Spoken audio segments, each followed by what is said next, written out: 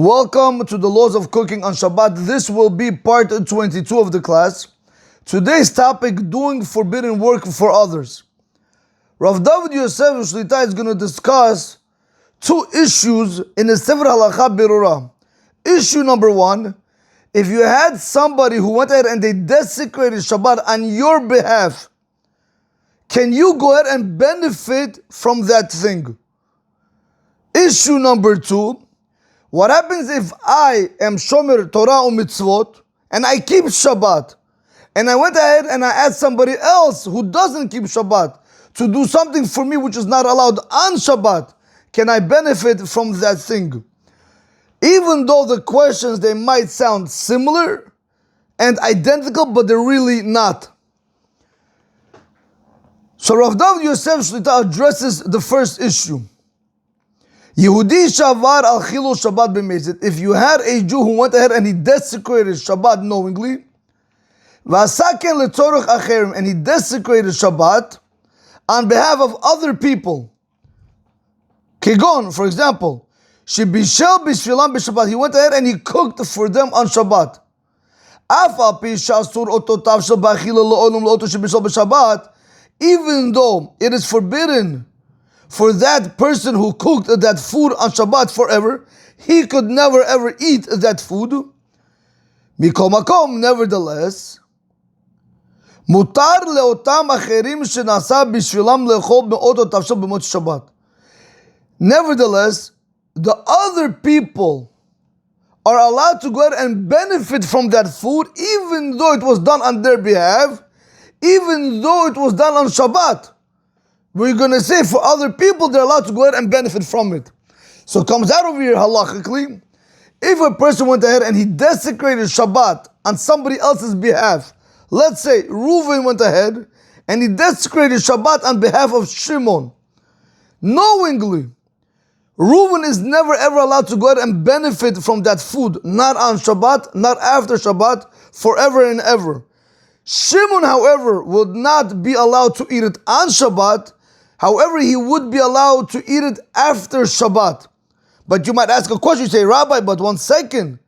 But didn't Reuven desecrate Shabbat on his behalf? You're right. That's 100% correct. Nevertheless, halacha is going to tell us, even though somebody went ahead out of the way and they desecrated Shabbat on my behalf, no problem. They're not allowed to benefit, but I am allowed to benefit. But a very important point over here, and we'll see later on, Bezrat Hashem, he says, look later on into Seif Yud Zayin, into halacha Yud Zayin. Right now we're in halacha number 15. He says, look into halacha number 17. Shekol ze keshasaken b'mezid be'akrai. This whole halacha that we just spoke about, that specifically, if it's done once in a while, v'lo be'oseken b'kiyut, and it's not done on a constant basis. We'll see in halacha number 17, Rav David Yosef Shlita says that if you have somebody that desecrates Shabbat for you on a constant basis, then we're going to tell you even the person that the food was cooked for on Shabbat, he can't even benefit. Not only the one who's cooking on Shabbat cannot benefit from it, even the person that it was cooked for on Shabbat cannot also benefit from it after Shabbat forever. So that we'll see Bezrat Hashem in halacha number 17. So Rav David Yosef is telling us like this: if Reuven went ahead and he cooked food or boiled water for somebody else on Shabbat, knowingly, intentionally, we're going to say no problem. Reuven, you are not allowed to have that food. You are not allowed to have that drink. Not on Shabbat, not after Shabbat, forever and ever.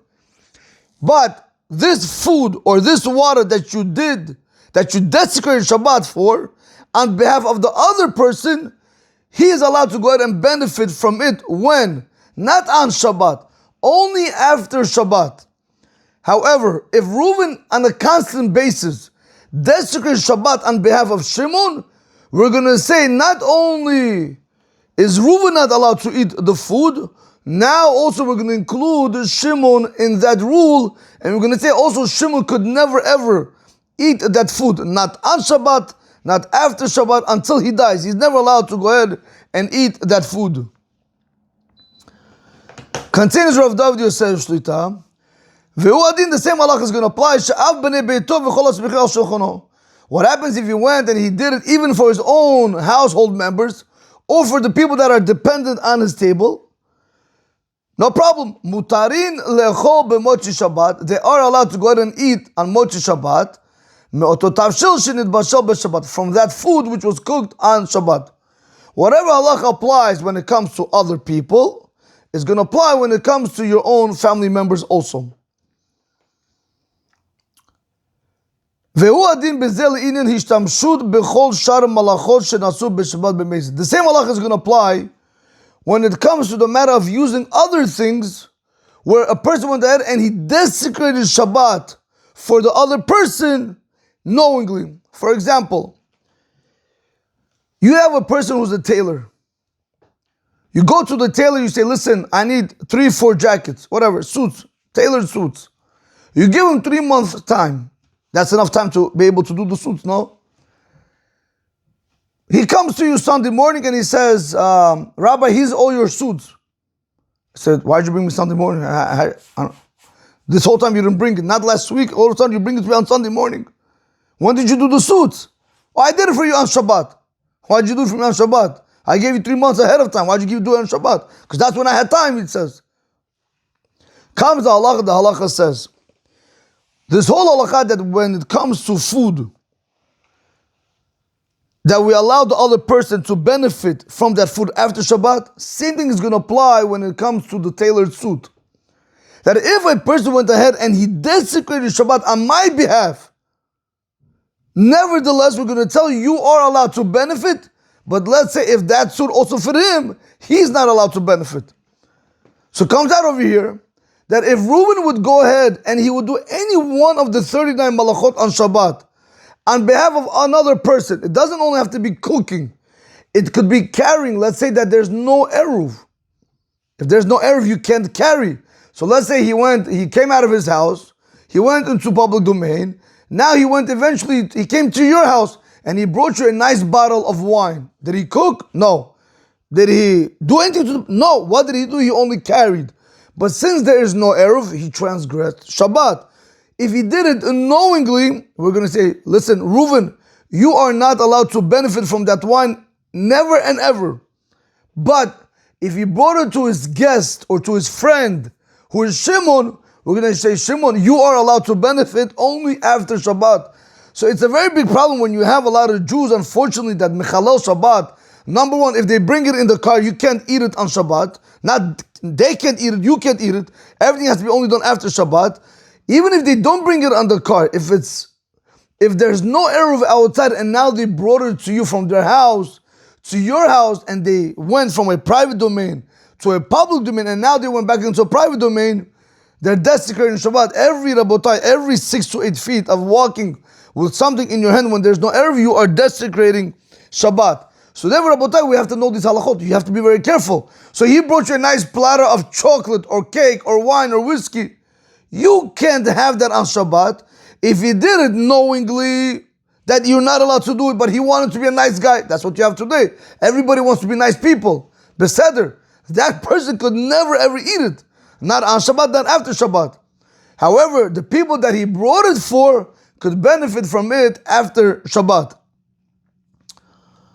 That's what Rav David Yosef Shlita Islam goes over. So it applies to other forms of forbidden labor, that if it was done on Shabbat knowingly that it's not allowed to be done and you went ahead and you did it, we're going to tell you the person himself could never benefit, but the person that it was done for could go ahead and benefit. With that, Rabotai, we conclude question number 1. Question number 2, we spoke about what happens if I ask somebody, if I'm Shomer Torah and Mitzvot, I keep Shabbat, but I know Reuven doesn't keep Shabbat, for example, and I went ahead and I told him, can you cook for me this on Shabbat? Can you boil water for me on Shabbat? Can I go ahead and benefit from it now? So this halakha Rabotai is a little bit different. Nevertheless, if a person went there and he told somebody else knowingly that this malakha is not allowed to be done, Nevertheless, if a person went ahead and he said to somebody else knowingly, if he went ahead and he said to his friend knowingly, Shivashel b'Shabbat, that he should cook for him on Shabbat, or he should do a forbidden malacha, forbidden labor for him on Shabbat on his behalf. Because remember, I keep Shabbat. Asur leoto shamar ken lechol ol ishtamesh beoto davar shenaseh be'isur b'Shabbat.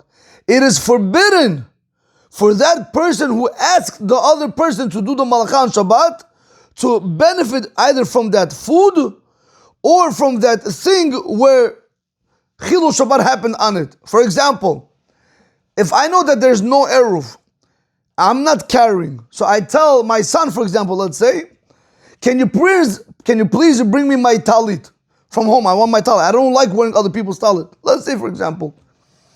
Now he goes ahead and he brings me the talit. It's a mitzvah. I can't wear it on Shabbat. I can't even wear it, Rabotai, after Shabbat. I can't have any form of benefit for it because I know it's not allowed to be done. Or, Rabotai, what happens like this? You know, you keep Shabbat. So you're not going to go ahead and boil water on Shabbat, but you want to drink hot tea. So you go ahead and you tell the person, can you please boil me hot water on Shabbat? So he goes ahead and he boils you hot water on Shabbat. Since you asked him to mechalel Shabbat on your behalf, even over here we're going to tell you now it becomes asur for you. When this whole rule we said that you are allowed to benefit after Shabbat, that specifically if the person who desecrated Shabbat did it on his own initiative. But if I'm the one who initiated it, then we're going to tell you not only is he not allowed to benefit, I'm also not allowed to benefit. So that's what he says over here. And nevertheless, if you told your friend knowingly that this act is not allowed to be done, that he should cook for you on Shabbat a food, or he should do a certain forbidden work. I don't know, you ask him to make you a suit on Shabbat, make you glasses, I don't know, fix your car on Shabbat, whatever the situation might be. Asur leoto shamar ken le'echol. It is forbidden for that person who said to the other person to do the forbidden labor. So therefore, in this situation, if he told him to cook, he's not allowed to eat it. Or to go to even use that object that was done in a prohibited way on Shabbat. So you see about that there is a very big difference.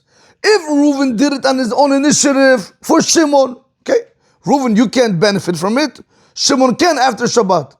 But if Shimon asked Reuven, do this malacha for me on Shabbat, I don't care what it might be. Eating, of cooking, boiling water, fixing my suit, whatever the situation might be.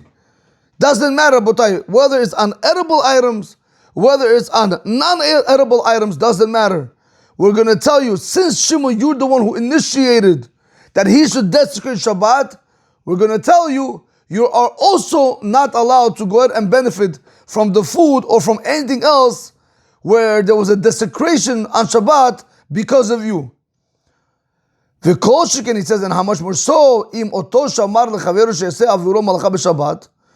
So too, Rabotai, says, how much more so if that person that said to his friend that he should go ahead and he should do for him a forbidden act on Shabbat, Amar can be mazed. He went ahead and he did it. He did it intentionally. V'chaveru shechelo Shabbat asa ken b'shogeg. And his friend that he desecrated Shabbat, he didn't know. He did it by accident. He didn't know that it was not allowed to be done. Still, we're going to tell you over here, it's not allowed for Shimon to benefit from it. So there's really two cases that Rav David Yosef Shluta is bringing down over here.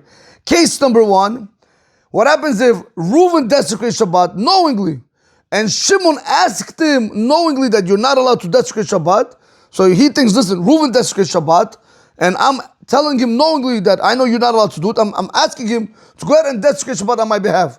In that case, we're going to tell you, you're not allowed to benefit from that food or from that thing, whatever he did for you on Shabbat. However, what happens when you went there and knowingly you told it to him? You know it's not allowed to be done, but you still went there and you told it to him. But your friend, he did it by accident. We're going to tell you over here also, we're going to tell you that since you did it knowingly, you're not allowed to go ahead and benefit. Don't think just because he did it by accident, it's going to be permissible for you. Even over here, we're going to tell you you're not allowed to go ahead and benefit from that object which was where a forbidden malacha was done on it on Shabbat. Okay, Rabotai, review.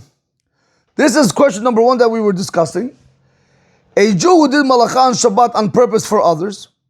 Example, he cooked food for them on Shabbat knowingly. The rule, he himself, the one who cooked, may never eat that food, not even after Shabbat. That's very simple. We've been learning this from the beginning. It's forbidden to him forever as a penalty. The others for whom it was cooked may eat it after Shabbat. His household members and anyone else at his table are also allowed to eat from it after Shabbat. This applies to all melachot, not just cooking. Example, if he lit a fire, built or carried for others. In all of these situations, Rabotai, we're going to tell you, he himself is never allowed to benefit from it since he did it knowingly, but the other people are allowed to go ahead and they're allowed to benefit from it.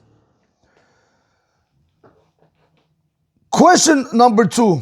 But if he told someone else to do malacha for him, example, he said, please cook me rice on Shabbat. The rule, the one who asked is not allowed to eat from it or use it afterward, since he directly caused the sin. If the one who actually did the malacha did it by mistake, but the one who asked him told him to do it on purpose, the one who asked him is punished more. He may not benefit from it.